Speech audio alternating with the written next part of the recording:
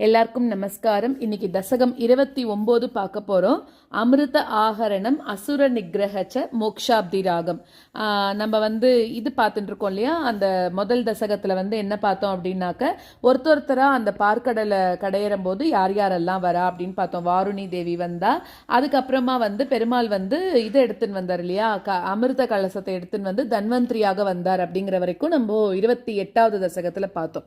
இப்ப 29வது தசகத்துல முதல் 5 ஸ்லோகத்துக்கான விளக்கங்களை பார்க்கலாம். அசுரர்கள் அவெல்லாம் பார்க்கடல்ல இருந்து வெளியில கிளம்பின அந்த அமுதம் அது இருக்கு இல்லையா, அதை என்ன பண்ணா அப்படின்னா உன் கையில இருந்து பிடுங்கிட்டு ஓடி போயிட்டாலாம். அவளுக்கு தான் அந்த அமிர்தம் வேணும் அப்படிங்கிறதுக்காக ஓடி போயிட்டாலாம். அப்போ ஒன்ன தவிர வேற யாரையுமே அடைக்கலம் போகாத அந்த தேவர்கள் அவள்லாம் என்ன பண்ணா, அவளெல்லாம் நீ என்ன பண்ணனா, அவளுக்கு அமிர்தம் கிடைக்கணும்னு வேண்டின்னு இருந்த போது இவா எடுத்துன்னு போன உடனே தேவர்கள் எல்லாம் சமாதானப்படுத்திட்டு நீ அந்த இடத்துல இருந்து மறைஞ்சிட்ட அப்படிங்கிறா. சோ உன்னோட மாயையோட சிறப்புனால அந்த அசுரர்கள் அவெல்லாம் என்ன பண்ணா அப்படின்னாக்க அவளுக்குள்ளவே சண்டை போட்டுக்க ஆரம்பிச்சுட்டாலாம். பெருமாள் விளையாட்டாக இவாளுக்கு சண்டை மூட்டி விட்டா, அமிர்தத்தை வாங்கின்னு போயிட்டா. பட் அவளுக்குள்ளவே எனக்கு தான் அமிர்தம் உனக்கு தான் அமிர்தம் அப்படின்னு பெருமாளே ஒரு விளையாட்டாக அவளுக்குள்ள சண்டையை உண்டு பண்ணிட்டார் அப்படிங்கிறது முதல் ஸ்லோகம். 2வது ஸ்லோகத்துல என்ன சொல்றா அப்படின்னாக்க, நீ எல்லாரையும் மோகிக்கணும் அப்படின்றதுக்காக பெண் உருவத்தை நீ எடுத்துட்ட. ஸோ அந்த உருவம் எப்படி இருந்தது? இப்போ அந்த அவாகிட்ட இருந்து நம்ம அந்த அமிர்தத்தை வாங்கணும் இல்லையா, அதனால பெருமாள் மோகினி அவதாரம் எடுத்துட்டாராம். அப்போ அந்த உருவம் எப்படி இருந்ததுன்னா, நல்ல நீல நிறமும் ஒரு வாலிப பருவத்தோடையும் அப்புறமா நல்ல உயர்ந்த மார்பகங்களோடையும் கொஞ்சம் இடுப்பு வளைஞ்சதாகவும் இருந்துதான்.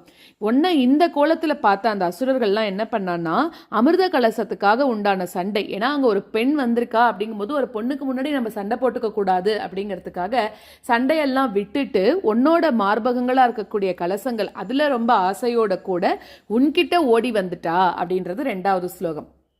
3வது ஸ்லோகத்துல அவளோட காமம் இப்ப உன்னை பார்த்ததுனால தலைக்கேறினதுனால அவளோட அறிவெல்லாம் இழந்து உன்னை பார்த்து உன்னை புகழ ஆரம்பிச்சிட்டாலாம். மான் மாதிரி கண்களோட இருக்கக்கூடியவளே நீ யாரு அப்படின்னு கேட்கிறா. நீயே இப்ப நீ இவ்வளவு அழகா இருக்கிறதுனால எங்களுக்கு இந்த அமிர்தத்தினால சண்டை வந்திருக்கு, நீயே உன் கையால எங்களுக்கு இதை பகிர்ந்து கொடு அப்படிங்கிறா. அப்போ இப்ப இவர் பெருமாள் என்ன சொல்றாரு அப்படின்னாக்க, அதாவது பெண் வடிவத்துல வந்த பெருமாள் என்ன சொல்றாருன்னா, நான் ஒரு வேசி, அதாவது நான் ஒரு விலை மாதுவாக இருக்கக்கூடியவள், என்னை எப்படி நீங்க நம்புறீங்க? என்னை யாருன்னே உங்களுக்கு தெரியாது, என்னை நம்பி எப்படி நீங்க இதை பிரிச்சு கொடுக்க சொல்லி கேட்குறீங்க அப்படின்னு சொல்லி கேட்குறாளாம். அது 3வது ஸ்லோகம். அடுத்தது 4வது ஸ்லோகத்துல அந்த அசுரர்கள் அவெல்லாம் என்ன பண்றான்னா, அந்த அமிர்த கலசத்தை ரொம்ப மகிழ்ச்சியோட உன்கிட்ட கொடுத்த போது நீ அப்ப கூட சொல்றியான், இதே மாதிரி என்னோட தகாத செயலை பொறுத்துக்கணும் நீங்க அப்படின்னு சொல்லி நீ அவள்கிட்ட சொல்ற. அப்போ அப்படி சொல்லிண்டே தேவர்களையும் அசுரர்கள் இவ 2 பேரையும் என்ன பண்றேன்னா தனித்தனி வரிசையில உட்கார வச்சு ரொம்ப, அதாவது ஒரு பெண் எப்படி நடப்பாளோ, ஏன்னா பெருமாள் ஒரு ஆம்பளை சிங்கம் மாதிரி ஸ்ரீரங்கத்துல பார்த்தோம் அப்படின்னா பெருமாள் சிம்மகதி என்ன சர்ப்பகதி என்ன அப்படின்லாம் நடந்த பெருமாள் இங்க ஒரு பெண் மாதிரி நடக்கிறாராம். சோ அந்த மாதிரி ரொம்ப அழகான ஒரு களிப்போட்டக்கூடிய ஒரு நடையோட கூட அந்த அமிர்தத்தை நீ பகிர்ந்து கொடுக்கிறாரு. எல்லாரையும் தனித்தனியா வரிசையில உட்கார வச்சுட்டு பெருமாளே கொடுக்கிறாராம். அப்ப அசுரர்கள் இவ நம்ம கிட்ட ரொம்ப அன்போட இருக்கக்கூடியவள் அப்படின்னு சொல்லி அசுரர்களும் ரொம்ப அமைதியா இருந்தாலாம். அப்ப பக்தர்களுக்கு வசப்பட்டவனா இருக்கக்கூடிய நீ அமுதத்தை தேவர்களுக்குள்ளேயே நீ கொடுத்து முடிச்சிட்ட அப்படிங்கிற. அதுக்கப்புறம் உன்னோட சுயரூபத்தை எடுத்துண்டு தேவர்கள் வரிசையில் அமர்ந்தபடி அந்த அமிர்தத்தை பாதி அளவு கொடுத்திருந்த. இப்ப அசுரர்களுக்கும் தேவர்களுக்கும் இருக்கும்போது அங்க இருக்கக்கூடிய அசுரர்கள்ல சில பேர் அதுல ஒரு 2 பேர் என்ன பண்றா, தேவர்களுக்கு என்ன கொடுக்கறா, ஏன்னா அவளுக்கு பெருமாள் மேல ஒரு டவுட் இந்த சைட்ல உட்காந்துன்றாள் அசுரர் கூட்டத்துல இருந்து. அப்படி உட்காந்துண்டவாளுக்கு நீ கொடுக்காம இல்ல, ஆனா என்ன பண்ணிட்ட, பெருமாள் அமிர்தம் கொடுத்ததை அவன் கொஞ்சோண்டு சாப்பிட்டுட்டான். அதனால என்ன ஆயிடுத்து அப்படின்னாக்க, பெருமாள் அவனோட தலையை வெட்டிட்டாராம். அப்போ தலை மட்டும் இருக்கு. அப்ப என்ன ஆகுறது அப்படின்னாக்க, அந்த இடத்துல பிரம்மா பாம்பு உடம்பு இருக்குல்ல, அதை இவனோட தலையோட சேர்க்கிறார். அதே மாதிரி வெட்டப்பட்ட உடம்போட பாம்போட தலையை சேர்க்கிறாராம். ஸோ தலை தேவ வடிவத்திலையும் உடம்பு பாம்பு வடிவத்திலையும் இருக்கு அப்படிங்கிறா. அதுதான் ராகு அப்படிங்கிறா. தலை பாம்பு வடிவத்தில் உடம்பு தேவ வடிவத்தில் இருக்கிறது வந்து கேது அப்படின்னு சொல்றா. ஸோ அதை தான் வந்து ஸ்வர்பானு அவன் தான் வந்து சூரியனுக்கும் சந்திரனுக்கும் நடுவில் வந்து உக்காந்துண்டு இந்த மாதிரி பண்ணியிருக்கிறது, இந்த அமிர்தத்தை வாங்கி சாப்பிட்ருக்கிறது. அப்படி ஸ்வர்பானுன்ற வந்து ஒரு அசுரர்கள், அவள் வந்து தேவர்களோட வரிசையில் வந்து உட்காந்து சாப்பிட்ட உடனே அவளுக்கு இந்த மாதிரி ஒரு நிலைமை வந்துடுது அப்படின்னு சொல்லி 5வது ஸ்லோகத்தில் சொல்கிறா. இதோட ஸ்லோகத்தை பார்த்துட்டு அதுக்கப்புறமா நம்ம வந்து அடுத்த 5 ஸ்லோகத்தை பார்க்கலாம்.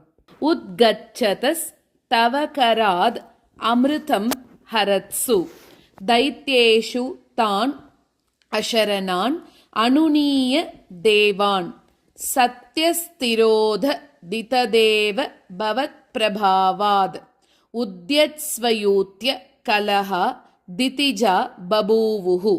உத்கச்சதஸ்தவகராதமிருதம் ஹரத்சு தைத்யேஷு தான் அசரணான் அனுநீய தேவான். உத்கச்சதஸ்தவகராத் அமிர்தம் ஹரத்சு தைத்யேஷு தான் அசரணான் அனுநீய தேவான் சத்யஸ்திரோததிததேவ பவத் பிரபாவாத் உத்யத்ஸ்வயூத்ய கலஹாதிதிஜா பபூவுஹு. சத்யஸ்திரோததிததேவ பவத் பிரபாவாத் உத்யத்ஸ்வயூத்ய கலஹாதிதிஜா பபூவுஹு. உத்கச்சதஸ்தவகராத் அமிர்தம் ஹரத்சு தைத்யேஷு தான் அசரணான் அனுநீய தேவான் சத்யஸ்திரோததிததேவ பவத் பிரபாவாத் உத்யத்ஸ்வயூத்ய கலஹாதிதிஜா பபூவுஹு. உத்கச்சதஸ்தவகராத் அமிர்தம் ஹரத்சு தைத்யேஷு தான் அசரணான் அனுநீய தேவான் சத்யஸ்திரோததிததேவ பவத் பிரபாவாத் உத்யத்ஸ்வயூத்ய கலஹாதிதிஜா பபூவுஹு. ஷாமாம் ருச்சாபி வயசாபி தனும் ததானிம் பிராப்தோசி துங்க குச்சமண்டல பங்குராம் த்வம் பீயூஷ கும்ப கலஹம் பரிமுச்ய சர்வே திருஷ்ணாகுலாஃப் பிரதியயுஸ் த்வதுரோஜ கும்பே. ஷாமாம் ருச்சாபி வயசாபி தனும் ததானீம் பிராப்தோசி துங்க குச்சமண்டல பங்குராம் த்வம். ஷாமாம் ருச்சாபி வயசாபி தனும் ததானீம் பிராப்தோசி துங்க குச்சமண்டல பங்குராம் த்வம் பீயூஷ கும்பகலஹம் பரிமுச்ய சர்வே திருஷ்ணாகுலாஃப் பிரதியயுஸ்த்வதுரோஜ கும்பே. பீயூஷ கும்பகலஹம் பரிமுச்ய சர்வே திருஷ்ணாகுலாஃப் பிரதியயுஸ்த்வதுரோஜ கும்பே. ஷாமாம் ருச்சாபி வயசாபி தனும் ததானீம் பிராப்தோசி துங்க குச்சமண்டல பங்குராம் த்வம் பீயூஷ கும்பகலஹம் பரிமுச்ய சர்வே திருஷ்ணாகுலாஃப் பிரதியயுஸ்த்வதுரோஜ கும்பே. ஷாமாம் ருச்சாபி வயசாபி தனும் ததானீம் பிராப்தோசி துங்க குச்சமண்டல பங்குராம் த்வம் பீயூஷ கும்பகலஹம் பரிமுச்ய சர்வே திருஷ்ணாகுலாஃப் பிரதியயுஸ்த்வதுரோஜ கும்பே. காத்வம் மிருகாக்ஷி விபஜஸ்வ சுதாமிமாமிதி ஆரூட ராக விவசான் அபியாச்சதோமூன் விஸ்வஸ்யதே மயி கதம் குலடாஸ்மி தைத்யாஹ இத்யாலபன் நபி சுவிஸ்வ சிதான தானீஹி. காத்வம் மிருகாக்ஷி விபஜஸ்வ சுதாமிமாமிதி ஆரூடராக விவசானபியாச்சதோமூன். காத்வம் மிருகாக்ஷி விபஜஸ்வ சுதாமிமாமிதி ஆரூடராக விவசானபியாச்சதோமூன் விஸ்வஸ்யதே மயி கதம் குலடாஸ்மி தைத்யாஹ இத்யாலபன்னபி சுவிஸ்வசிதான தானீஹி. விஸ்வஸ்யதே மயி கதம் குலடாஸ்மி தைத்யாஹ இத்யாலபன்னபி சுவிஸ்வசிதான தானீஹி. காத்வம் மிருகாக்ஷி விபஜஸ்வ சுதாமிமாமிதி ஆரூடராக விவசானபியாச்சதோமூன் விஸ்வஸ்யதே மயி கதம் குலடாஸ்மி தைத்யாஹ இத்யாலபன்னபி சுவிஸ்வசிதான தானீஹி.